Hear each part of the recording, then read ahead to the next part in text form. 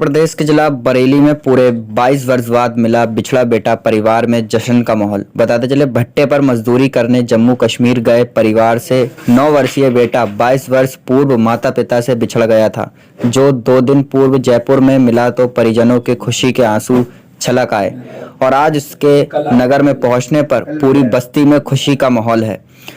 नगर के इस्लाम नगर बस्ती वासी समीर अहमद भट्टों पर मजदूरी करते थे। वह अपने परिवार सहित 25 मई 2003 को जम्मू कश्मीर में भट्टे पर मजदूरी करने गए थे। दूसरे दिन 26 मई को जम्मू पहुंचकर कश्मीर जाने वाली बस में बैठते समय उनका 9 वर्षीय बेटा छोटन बस में नहीं चढ़ सका और बस चल पड़ी। सामान सट्टा रखने के बाद जब समीर ने देखा कि छोटन बस में नहीं है तो उनके होश उड़ गए और बस रुकवाकर पूरा परिवार छोटन की तलाश में जुट गया, लेकिन उसका पता नहीं लग सका। हार थककर बाप उसकी गुमशुदगी की रिपोर्ट दर्ज कराकर लौट गया और उसकी तलाश में जुटा रहा, लेकिन उसका कोई अता पता नहीं मिल सका। इसी दौरान छोटन को बस अड्डे के पास भटकता देख जम्मू से लौट रहे पीलीभीत के पूरनपुर बाज राजमिस्त्री चांद मियां अपने साथ ले आए और उसका पालन पोषण करने लगे। उम्र बढ़ने पर चांद मियां ने पीलीभीत के ही भिखारीपुर ग्राम की एक गरीब लड़की से उसका निकाह भी करा दिया और उसे राजमिस्त्री का काम भी सिखा दिया, जिसके बाद छोटन अपने नए वाले चांद मियां के बहनोई के साथ कारचौक का काम करने पत्नी के साथ जयपुर चला गया, जहां उसके 4 बच्चे भी हो गए। जयपुर में इस क्षेत्र के भी कई परिवार वहीं रहकर मजदूरी करते हैं, जिनके बीच छोटन की गुमशुदगी की चर्चाएं होती रहती थीं। इनमें से कुछ लोगों ने छोटन से उसकी आप बीती सुन व उसकी पहचान कर उसके वालिद समीर अहमद को सूचना दी। कहना है कि 9 साल की उम्र में कश्मीर में बिछड़ गया था। पुलिस किस तरीके से इसमें कार्रवाई कर रही है? ये सूचना कुछ माध्यमों से प्राप्त हुई थी कि एक व्यक्ति है जो इतने लंबे समय बाद वापस आया है और अपने परिवार से मिला है। तो इस संबंध में कहीं से कोई फॉर्मल शिकायत पुलिस के पास प्राप्त नहीं है या कोई आवेदन प्राप्त नहीं है, लेकिन हम लोग एहतियात के तौर पे जो स्थानीय पुलिस है उसके द्वारा और जो हमारी LIU की टीम है उसके द्वारा एक जनरल जानकारी प्राप्त करेंगे कि इन परिस्थितियों में कहाँ से गायब हुए थे और जब इतने टाइम बाद आए हैं तो इस बीच में कहाँ थे और कैसे किस प्रक्रिया के तहत ये वापस आए हैं, और जनरल बेसिक जानकारी वो LIU के द्वारा और स्थानीय पुलिस के द्वारा की जाएगी। इसके संबंध में मेरे द्वारा आदेश किया गया। Thank you. वहीं दूसरी ओर उत्तर प्रदेश के जिला बरेली में शादी से वापस जा रहे पति पत्नी को मैजिक ने मारी टक्कर, दोनों घायल। बताते चले फतेहगंज पूर्वी क्षेत्र के स्टेशन रोड नई बस्ती निवासी राजेश वर्मा अपनी पत्नी बेबी वर्मा के साथ मोटरसाइकिल से फरीदपुर शादी में आए थे। वापस जाते समय रास्ते में मैजिक ने टक्कर मार दी, दोनों घायल हो गए। घायल को जिला अस्पताल लेकर गया। घायल बेबी वर्मा ने बताया, गुरुवार की शाम को राजेश वर्मा के भांजे की शादी फरीदपुर में थी। राजेश वर्मा और बेबी वर्मा मोटरसाइकिल से फरीदपुर शादी में शामिल होने आए थे। शादी से रात में वापस मोटरसाइकिल से जा रहे थे। फरीदपुर से लगभग 3 किलोमीटर आगे मोड़ पर गाड़ी मोड़ रहे थे, पीछे से आ रही मैजिक ने टक्कर मार दी। क्या नाम है आपका? बेबी। कहाँ की रहने वाली हो? फतेहगंज के। कौन सी फतेहगंज? पूर्वी। क्या हुआ था रात? हम अपने घर के लिए आ रहे थे, रोड क्रॉस कर रहे थे तो पीछे से मैजिक आ गई। आगे गाय आ गई, गाय बचाने के चक्कर में मेरे चोट लग गई। मेरे साथ में पति थे। कहाँ गए थे? अपने फतेहगंज गए, वहाँ गए थे फरीदपुर। किसके यहाँ गई थी? ननद की। कोई कार्यक्रम था? हाँ, बारात थी। किसकी शादी थी? हमारे बनेश की बहन के लड़के। शादी से वापिस जा रहे थे? हाँ, वापस जा रहे थे। तो टक्कर कैसे लगी है? मैजिक वाला मार गया। साथ में कौन था? हस्बैंड हमारे। 2 पति पत्नी दोनों थे साथ में? हाँ, दोनों लोग थे। वहीं आपको बताते चले मौलाना शाहुद्दीन नजवी ने कहा, मुसलमान वक्फ संशोधन बिल से नहीं डरें, बिल का सहयोग करें। बताते चले मुफ्ती मौलाना शाहुद्दीन नजवी ने मुस्लिम समुदाय को वक्फ संशोधन बिल के बारे में आश्वस्त कराते हुए एक महत्वपूर्ण अपील की है। उन्होंने स्पष्ट किया कि इस बिल से मुसलमानों के हितों को कोई नुकसान नहीं होगा। उन्होंने यह भी कहा कि इस बिल से मस्जिद, कब्रिस्तान, दरगाह जैसे धार्मिक स्थलों को कोई हानि नहीं पहुंचेगी। मुसलमानों को डराया जा रहा है, मुसलमान डरे नहीं। मौलाना ने बताया कि वक्फ संशोधन बिल का मुख्य उद्देश्य वक्फ की ज़मीनों पर अवैध कब्जा करने वालों और भूमाफियों को नुकसान पहुंचाना है। उन्होंने कहा कि इस बिल से वक्फ की ज़मीनों पर अपने आलीशान इमारतों और वक्फ बोर्ड में बैठे भ्रष्ट तत्वों को ही नुकसान होगा। रोल बना तो मौलाना साहब आज आपने प्रेस बुलाई है, क्या मामला है? वक्फ संशोधन बिल पर जेपीसी कमेटी ने अपनी रिपोर्ट पार्लियामेंट में पेश कर दी है और इस पर बहुत सारे लोग और कुछ संगठन और पॉलिटिकल पार्टियां विरोध कर रही हैं और ये चाहती हैं कि वक्फ संशोधन बिल पास न हो और ये रिपोर्ट खारिज कर दी जाए। तो दरअसल इस सिलसिले में मुझे ये कहना है कि अगर ये बिल पास होता है तो इससे मुसलमानों को कोई खतरा नहीं है। जिस तरह के सियासी जमातें ये बता रही हैं कि मुसलमानों की मस्जिदों को खतरा है, मदरसों को खतरा है, दरगाहों को खतरा है, ईदगाहों को खतरा है, तो मैं मुसलमानों को ये आश्वस्त करना चाहता हूं और यकीन दिलाना चाहता हूं कि इस बिल के पास हो जाने से आम मुसलमानों को कोई खतरा नहीं है। न मस्जिद को खतरा है, न मज़ार को खतरा है, न दरगाह को खतरा है, न मदरसे को खतरा है, न ईदगाह, न कब्रिस्तान को किसी को खतरा नहीं है। और ये बिल, इसमें कुछ ऐसा नहीं है कि जो मस्जिद और मदरसों के खिलाफ कोई कानून बनाने वाला है या बनने जा रहा है। ये आम मुसलमानों के हित में है। खतरा उन लोगों को है जिन लोगों ने वक्फ की जमीनों पर अपने आलीशान बिल्डिंगें बना रखी हैं, शॉपिंग कॉम्प्लेक्स बना रखे हैं और वाकिफ ने जिस मंशा के साथ जमीन और जायदादें वक्फ की थी, जिन मुसलमानों ने इस नियत से वक्फ की थी कि गरीब, कमजोर, लाचार, यतीम और बेवा मुसलमानों की मदद की जाएगी, इससे होने वाली आमदनी दीन के काम, कौम के काम में खर्चा किए जाएंगे, एजुकेशन के मामलात में खर्चा किया जाएगा, स्कूल, मदरसे, मस्जिदें बनेंगी। ये सब काम न हो करके ये सब जाती खजाने में इसका पैसा जमा होने लगा और वक्फ बोर्डों से इन्होंने साठगांठ करके भू माफियाओं से मिल करके करोड़ों की जमीनों को रेवड़ियों के भाव इन लोगों ने बेचा है, खुर्द बुर्द किया है। वक्फ बोर्ड के चेयरमैन, वक्फ बोर्ड के मेंबरान और संबंधित अधिकारीगण, ये सब लोग करप्शन में लिप्त हैं और भूमि माफियाओं के साथ मिलकर के जमीनों को बेच रहे हैं, खुर्द बुर्द कर रहे हैं। इस बिल के आने के बाद ये तमाम करप्शन रुकेगा और जिस मकसद के लिए हमारे बुजुर्गों ने ये जमीनों जायदादें वक्फ की थी, यानी गरीब मुसलमानों की मदद के लिए, ये तमाम जमीनों जायदाद से होने वाली आमदनी गरीब मुसलमानों की विकास के लिए, डेवलपमेंट के लिए और बेरोजगार मुस्लिम नौजवानों को डेवलपमेंट के लिए, अपने पैरों पे खड़ा होने के लिए ये जमीनों की आमदनी खर्चा की जाएगी।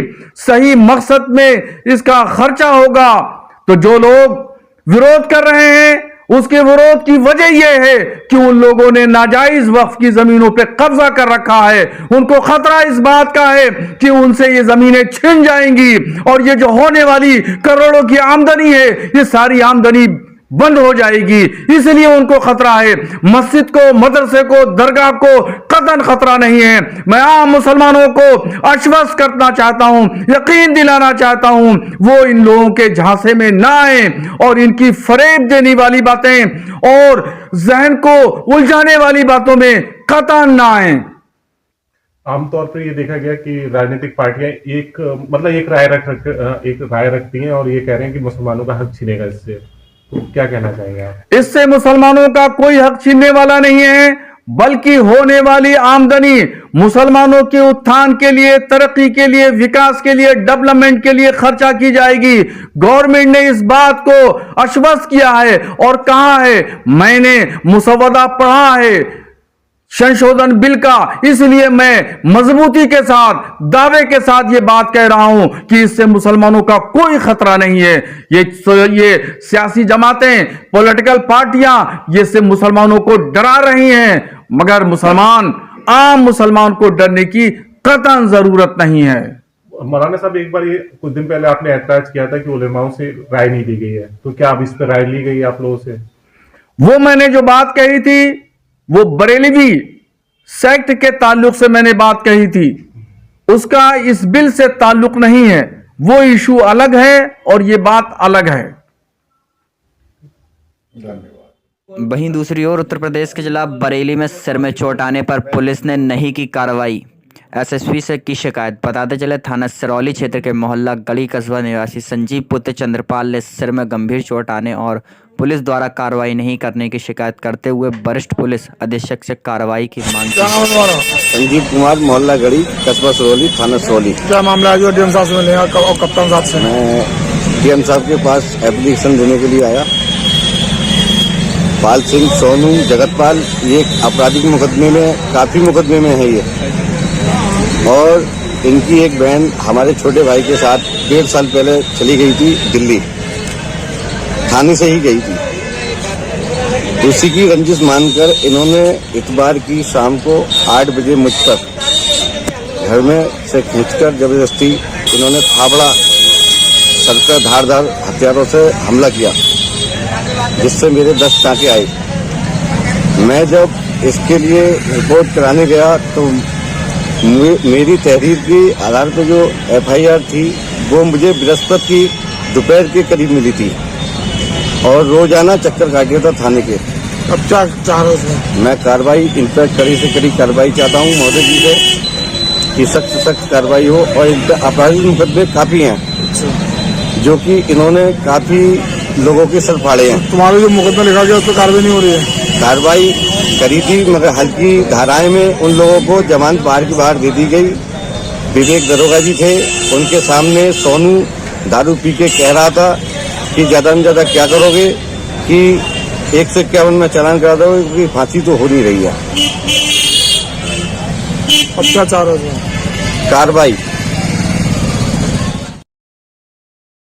वहीं आपको बताते चले 16 फरवरी को पूर्वांचल नगर में मनाया जाएगा बसंतोत्सव 2025। बताते चले अखिल भारतीय उत्तराखंड महासभा की बरेली इकाई अपना 17वां बसंतोत्सव 2025 के आयोजन को धूमधाम से भोलेनाथ मंदिर परिसर पूर्वांचल नगर बरेली में 16 फरवरी रविवार को आयोजित करने जा रही है। इस अवसर पर संस्था के राष्ट्रीय उपाध्यक्ष राजेंद्र प्रसाद ने बताया कि हमारी संस्था का मूल उद्देश्य नई पीढ़ी का परिचय अपनी सांस्कृतिक धरोहरों से कराया है। सर आप प्रेस बुलाइए, क्या कहते हैं अपना? मैं राजेंद्र प्रसाद घिल्डियाल, राष्ट्रीय उपाध्यक्ष अखिल भारतीय उत्तराखंड महासभा। श्रीमान देवेंद्र सिंह देवलिया जी हमारे महानगर अध्यक्ष, श्रीमान हमारे चंदन सिंह नेगी हमारे महानगर महामंत्री, हमारे उपाध्यक्ष श्रीमान गोपाल मेहता जी, हमारे कुंवर सिंह जी, हमारे अन्य पदाधिकारी, सभी लोग यहाँ विराजमान हैं। और हम लोग आगामी 16 फरवरी को जो अपना 17वां बसंतोत्सव का आयोजन कर रहे हैं, उसके निमित्त हम सब लोग यहाँ बैठे हुए हैं। हमारी पूरी सांस्कृतिक दल, चंद्र प्रकाश जोशी, जगदीश आर्या जी, पूरन सिंह दानू जी, ये सब लोग सांस्कृतिक कार्यक्रमों को देखने वाले लोग हैं। हमारी अशोक उप्रेती जी और गोपाल सिंह मेहरा जी और हमारे ब्रजेश मिश्रा जी, ये सब लोग हम लोग स्मारिका के हमारे प्रभारी हैं। ये लोग स्मारिका का कार्य करने वाले हैं। बड़ा कार्यक्रम है। इस कार्यक्रम में आ रही हैं हमारी सिने अभिनेत्री और मुंबई से हमारी श्वेता महाराज जी, जो बहुत बड़ा नाम है उत्तराखंड में, जिनके मैं समझता हूँ 1.5 से 2 करोड़ तक फॉलोअर्स हैं उनके यूट्यूब में, और जिनको लाने के लिए बरेली में बहुत सारे समय से उनका इंतज़ार था, उनको वो आएँ और अपना यहाँ पर कार्यक्रम प्रस्तुत करें। तो वो परसों 16 तारीख को हमारे 17वें बसंतोत्सव में भोलेनाथ मंदिर परिसर पूर्वांचल नगर में वो आ रही हैं। साथ ही उनको हम लोग उत्तराखंड गौरव का सम्मान दे रहे हैं। क्या तारीख को कार्यक्रम? 16 तारीख को। इसमें सम्मानित भी किया जाएगा? उसमें उत्तराखंड गौरव सम्मान हम लोग श्वेता मेहरा जी को दे रहे हैं। साथ ही हम लोग एक सम्मान और दे रहे हैं अनिल घिल्डियाल जी, ये भी बड़े सिने अभिनेता हैं और जिनकी अभी 2 फीचर फिल्म्स भी रिलीज होने वाली हैं। साथ ही बहुत बड़े साहित्यकार भी हैं, उनको हम लोग उत्तराखंड गौरव सम्मान दे रहे हैं। और हम लोग एक पिछले 9 वर्षों से, ये 10वां वर्ष है, डॉक्टर वीरेंद्र डंगवाल साहित्य पुरस्कार एक सम्मान देते हैं हम लोग। जो डॉक्टर वीरेंद्र डंगवाल एक बहुत बड़े साहित्यकार थे और इस अखबार की दुनिया का बड़ा नाम थे। उनके देहावसान के बाद से उत्तराखंड महासभा लगातार उनके उसी वर्ष से हम लोग एक उनके स्मृति में एक सम्मान दे रहे हैं। और अब की बार का सम्मान हम लोग दे रहे हैं श्रीमान हरिशंकर सक्सेना जी, जो यहाँ के बहुत बड़े साहित्यकार हैं, अपने बरेली के मूर्धन्य विद्वान हैं। तिलक इंटर कॉलेज में प्राध्यापक थे, वहाँ से सेवानिवृत्ति के बाद उन्होंने साहित्य में बहुत बड़ा नाम कमाया है। उनको हम लोग इस साहित्य का पुरस्कार दे रहे हैं। 2 हम लोगों के नागरिक अभिनंदन है। भगवान सिंह रावत हमारे राष्ट्रीय अध्यक्ष हैं अखिल भारतीय उत्तराखंड महासभा के, उनका अभिनंदन है। साथ ही अभिनंदन है श्रीमती नीलम जेठा, जो हमारी यहाँ की महानगर अध्यक्ष है महिला मोर्चे की, भारतीय जनता पार्टी, उनका नागरिक अभिनंदन है। और बहुत सारे हम लोग प्रतिभाशाली बच्चे, हाई स्कूल और इंटरमीडिएट के जो प्रतिभाशाली बच्चे हैं हमारे उत्तराखंड परिवार के, उन बच्चों का भी हम सब लोग यहाँ पर सम्मान कर रहे हैं। 2 वृद्धजन का सम्मान कर रहे हैं। साथ ही हम सब लोग यहाँ पर अपने पर्वतीय क्षेत्र से अल्मोड़ा, पिथौरागढ़, रानीखेत से आई हुए सांस्कृतिक दलों का एक कार्यक्रम कर रहे हैं। और इसके साथ में हमारे सुरेंद्र राजेश्वरी जी, जो हमारे भारत का बड़ा नाम है, उद्घोषक के रूप में हमारे आकाशवाणी लखनऊ से हमारे बीच में रहेंगे, वो भी अपना कार्यक्रम प्रस्तुत करेंगे।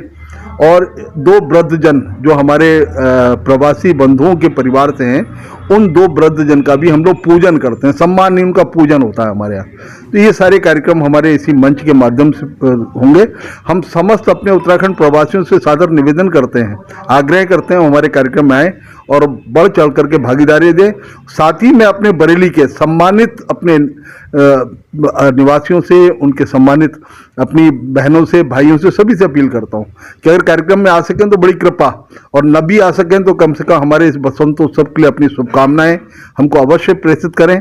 और भगवान भोलेनाथ का ये शहर है, हमारी नाथ नगरी कहलाती है, तो इस नाथ नगरी का आशीर्वाद हमारे कार्यक्रम को प्राप्त हो और हम सब लोग इस कार्यक्रम को अच्छे से कर पाएं, क्योंकि भोलेनाथ के मंदिर के प्रांगण में कार्यक्रम हो रहा है, इसलिए भगवान को ही समर्पित करते हुए हम इस कार्यक्रम को करेंगे। और विगत 16 वर्षों से करते चले आ रहे हैं, तो प्रभु कृपा रहेगी तो ये कार्यक्रम भी अच्छा होगा, क्योंकि बसंत पंचमी भी होकर निकली है। और बसंत पंचमी से लेकर होली तक ये पूरा बसंतोत्सव का ही महीना होता है, पूरा बसंत का महीना होता है। और इस बसंतोत्सव में के बाद हम लोग होली में पदार्पण करते हैं। तो मैं अपनी अखिल भारतीय उत्तराखंड महासभा, अपने समस्त कार्यकर्ता बंधुओं की ओर से सभी बरेली के प्रवासी उत्तराखंडी प्रवासियों को, बरेली के नगरवासियों को बसंत पंचमी की और होली की, आने वाले होली के विषय में बहुत बहुत उनको शुभकामनाएं व्यक्त करता हूं। उनको चाहता हूं प्रभु उनकी हर इच्छाओं को पूर्ण करें। जय उत्तराखंड, जय भारत। वोटर्स पार्टी इंटरनेशनल ने 11 सूत्रीय मांगों को लेकर दिया ज्ञापन। बताते चले वोटर्स पार्टी इंटरनेशनल के कार्यकर्ताओं ने जिला अध्यक्ष देवदत्त गंगवार के नेतृत्व में राष्ट्रपति को संबोधित ज्ञापन जिलाधिकारी कार्यालय में एसडीएम को दिया। अपने 11 सूत्रीय मांग पत्र में उन्होंने बताया कि पिछले कई वर्षों से सरकार को कई ज्ञापन दिए, लेकिन सरकार नजरअंदाज कर रही है, जिससे नाराज वोटरों द्वारा बलिदान का संकल्प लेते हुए जेल भरो आंदोलन भरने की चेतावनी दी जा रही है। उन्होंने कहा कि संविधान, शासन एवं प्रशासनिक शब्दावली में वोटर्स का अर्थ मतदाता के स्थान पर मतकर्ता किया जाए। क्या नाम है आपका? मेरा नाम देवदत्त गंगवार है, मैं जिला अध्यक्ष हूँ वोटर्स पार्टी इंटरनेशनल बरेली से। मांग क्या है? असल में पहले बात से हमारे 2 दिसंबर 2011 में संसदीय कमेटी द्वारा ये मंजूर कर दिया गया कि हर वोटर को 8,435 रुपए दे दिए जाएं, लेकिन अभी तक ये लागू नहीं हुआ, कानून सरकारों ने नहीं बनाया। तो अब हमारा यह आखिरी अल्टीमेटम है। अब 23 मार्च 2025 को सेंट्रल जेल बरेली में जेल भरो आंदोलन होने जा रहा है। इसके लिए हम ज्ञापन देने आए हैं और ज्ञापन में अन्य मांगे भी हैं। मुख्य तौर से हमारे किसानों की बात है कि किसानों का जो कर्जा है, कर्ज मुक्त किया जाए, कर्ज माफ न किया जाए। शुरू से अब तक का जितना कर्जा है, टोटल कर्जा हमारा माफ किया जाए। बिजली का बिल बकाया है, सरकार बिजली के बिल के लिए कनेक्शन काट रही है, जाते हैं कनेक्शन काट देते हैं, उगाही कर रहे हैं, जो पैसा दे देता है उसका कनेक्शन रोक देते हैं। छोटे छोटे किसानों में 200-400 रुपए जिसका बिल आ रहा है, उसका तो आप किसान का कर्जा के लिए तगादा कर रहे हैं। और हमारा 8,435 रुपए 21 दिसंबर 2011 में पास हो गया, उसके लिए आप दे नहीं रहे हैं। तो हमारा कहना यह है, तो वोटर पेंशन चालू कर दो। अगर जब तक वोटर पेंशन चालू नहीं करोगे, 23 मार्च 2025 को जेल भरो आंदोलन सेंट्रल जेल बरेली में है, तो हम जेल भरो आंदोलन 23 मार्च में करने जा रहे हैं। क्या नाम है? मेरा नाम शीतल है और मैं जिला अध्यक्ष हूँ महिला मोर्चा की। और हम वोटर्स पार्टी इंटरनेशनल से यही मांग करते हैं कि जो वोटर हैं उनके लिए मतलब नेताओं को और सांसदों को विधायकों को बैठे बैठे वेतन मिलता है प्रति महीने, तो हम वोटरों को क्यों नहीं मिलेगा? मतलब मिलना चाहिए हम वोटरों को, क्योंकि हम लोग अपना वोट देके जिसे तैयार करते हैं और वो हमारे लिए कुछ भी नहीं मिलता है, तो इसीलिए हम मांग कर रहे हैं भाई। और ये मांग नहीं है, मतलब क्या नाम लागू किया गया है 2011 को गोयल कमेटी ने 137 सांसदों ने साइन किया है, ये बिल पास हुआ है और हर वोटर के लिए 8,500 मिलना चाहिए, लेकिन ये हमें ना मिल करके लोगों का और किसानों का इतना नुकसान हो रहा है कि जो आजकल गाय और बच्चे छिड़े हुए हैं, किसानों की फसल का नुकसान हो रहा है, उन्हें इतना परेशान हो रहा है कि फिर भी किसानों से ये क्या आजकल जो सबसे ज्यादा गरीब है वो किसान है, लेकिन फिर भी क्या हो रहा है, किसानों से यही वसूला जाता है कि बिजली बिल दो और लोन निकालता है तो इंसान इसीलिए निकालता है कि उसकी जो आर्थिक मजबूरियां पूरी नहीं हो पाती हैं, लेकिन क्या है उससे और इनकम आय बढ़ा करके उससे वसूला जा रहा है बिल। इसलिए हमारी मांग है कि किसानों को कर्ज मुक्त किया जाए। जी धन्यवाद। 1.5 माह पूर्व अपहृत नाबालिग युवती की बरामदगी की मांग को लेकर भीम आर्मी एसएसपी से मिली। बताते चले बरेली में भीम आर्मी के प्रतिनिधि मंडल ने वरिष्ठ पुलिस अधीक्षक से मुलाकात कर थाना कुलड़िया क्षेत्र से 1.5 माह पूर्व अपहृत हुई नाबालिग युवती को शीघ्र बरामद करने की मांग की। भीम आर्मी के जिला अध्यक्ष सुशील कुमार गौतम, जिला उपाध्यक्ष डॉक्टर रूपी किशोर प्रजापति, मीडिया प्रभारी यश राणा और पीड़ित परिवार ने एसएसपी को बताया कि लंबे समय बीत जाने के बावजूद पुलिस अब तक युवती को बरामद नहीं कर पाई है। कहाँ रहते हो? पट्टी थाना क्या मामला है? लड़की क्या मामला? लड़की चली गई, पता नहीं लग गया। क्या नाम है लड़की? कब चली गई? पिछली 7 तारीख को। और पढ़ी लिखी है? पढ़ी लिखी है। तो आपने कहीं इससे पहले कहीं शिकायत करी? ना शिकायत कुलड़िया करी मगर सुनवाई ना कुछ। किसके साथ गई है? सलीम में ही हो। पहले कोर्ट के डिटेल निकाली तो पता लगी। कैसे मिलना जुलना कैसे था? इसका फोन से बात होती थी? फोन से बात होती हुई से कोई गाँव वाले पता ना आई। आप क्या करते हो? हम सब्जी बेचते हैं साहब। तो आप क्या चाहते हो? हम जा कहते हैं लड़की मिले। साहब से मिले, सामने क्या कर? साहब कभी लड़की मिला है। Yeah.